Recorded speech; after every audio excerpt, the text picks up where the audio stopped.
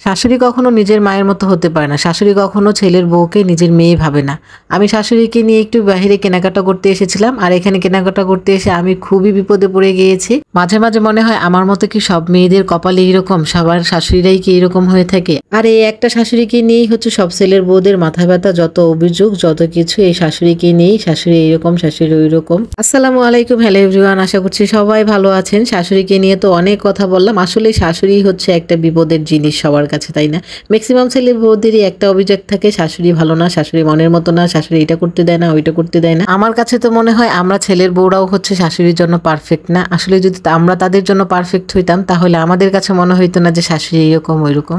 আসলে আমরা প্রত্যেকটা মানুষই আলাদা বৈশিষ্ট্য, আর একজনের মতের সাথে আরেকজনের মত মিলবে না, এটাই স্বাভাবিক। তারপরেও হচ্ছে মানিয়ে নিয়ে চলতে হয়। তবে আমার কাছে মনে হয় যে শাশুড়িদেরকে খুশি করা কোনো ব্যাপারই না। তাদেরকে একটু ভালোবাসা আর একটু যত্ন নিলে তারা অনেক বেশি খুশি হয়ে যায়, যেহেতু তারা বয়স্ক থাকে আর তাদের মন মানসিকতা ঠিক বাচ্চাদের মতোই হয়।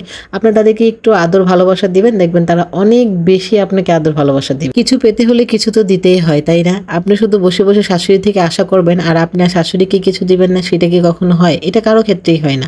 আপনি আপনার নিজের মাকে অসম্মান করেন, তাকে অযত্ন করেন, দেখবেন আপনি নিজের মাও আপনি কতটা গুরুত্ব দিবেন না। এই শাশুড়িটাকে যত বেশি বুঝতে পারবেন, তার মনের ভিতরে যতটা ঢুকতে পারবেন, দেখবেন সংসার জীবনটা তত বেশি সুখী হয় এবং বউ শাশুড়ি সম্পর্কটাও অনেক বেশি ভালো হয়। যাই হোক, আপনাদের সাথে অনেক কথা বলে ফেললাম। আপনাদের সাথে কথা বলতে বলতে আমার রান্না বান্না প্রায় শেষের দিকে। আজকে একটু তাড়াহুড়ো করে রান্না করে নিচ্ছিলাম। আমি আর আমার শাশুড়ি মিলে বাহিরে যাব, একটু প্রয়োজনীয় কিছু টুকটাক কেনাকাটা ছিল। আর সামনে একটা হচ্ছে বিশেষ দিন আমাদের জন্য, আর সেই দিন উপলক্ষে কিছু কেনাকাটা করব। সেই জন্যই মাকে নিয়ে একটু বাহিরে যাব।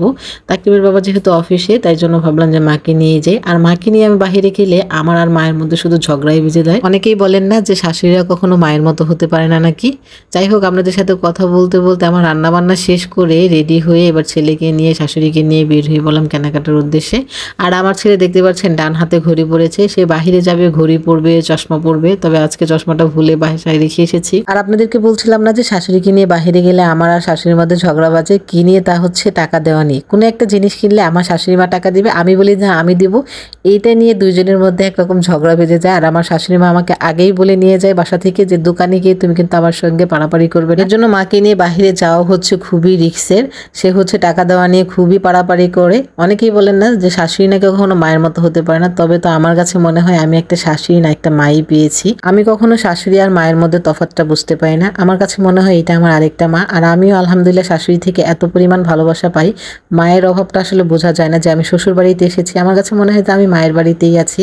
আমার শাশুড়ি আসলে অসম্ভব ভালো মানুষ একজন। আর আমিও চেষ্টা করি তাকে যথেষ্ট সম্মান এবং যত্ন করতে। আমার মাকে আমি যে পরিমাণ যত্ন এবং সম্মান না করেছি, তার থেকে দ্বিগুণ সম্মান এবং যত্ন আমি তাকে করার চেষ্টা করি। এর জন্যই হয়তো সেও আমাকে অনেক বেশি ভালোবাসে। আপনি কিছু পেতে হলে কিছু তো আপনাকে দিতেই হবে, তাই না? আর কেন জানি না, তাকরিম হওয়ার পর, আমি মা হওয়ার পর আমার শাশুড়িকে আমার কাছে মনে হয় সেও আমার আরেকটা সন্তান, তাকরিমের মতোই ছোট একটা সন্তান। তাকে আরো বেশি যত্ন এবং আদর করতে ইচ্ছে করে। যাই হোক, আপনাদের সাথে অনেক কথা বলে ফেললাম। আর বলতে বলতে হচ্ছে আমার কেনাকাটাও মোটামুটি শেষ। এইবার হচ্ছে টাকা নিয়ে দুইজনের মধ্যে ঝগড়া প্রায় লেগেই গিয়েছিল। দোকানদার বলছিল যে একজন দিলেই হবে। আসলে আমার যে আপুরা বলেন না যে শাশুড়ি কখনো মায়ের মতো হয় না, শাশুড়িকে মায়ের থেকে দ্বিগুণ ভালোবাসা দিবেন, দেখবেন শাশুড়িও মায়ের মতো হবে ইনশাল্লাহ। আসলে আমরাও হচ্ছে তাদেরকে বুঝতে চেষ্টা করি না, তাই তাদের মতের সাথে আমাদের মত মিলে না। তবে দুইটা মানুষের বৈশিষ্ট্য এবং মত আলাদা হবে, এটাই স্বাভাবিক। তবে আপনাকেই বেশি পরিশ্রম করতে হবে ভালোবাসাটা পাওয়ার জন্য। আর আজকের ভিডিওটা এখানে শেষ করতে চাচ্ছি। সবাই ভালো থাকবেন, আমাদের জন্য দোয়া করবেন। আল্লাহ হাফিজ।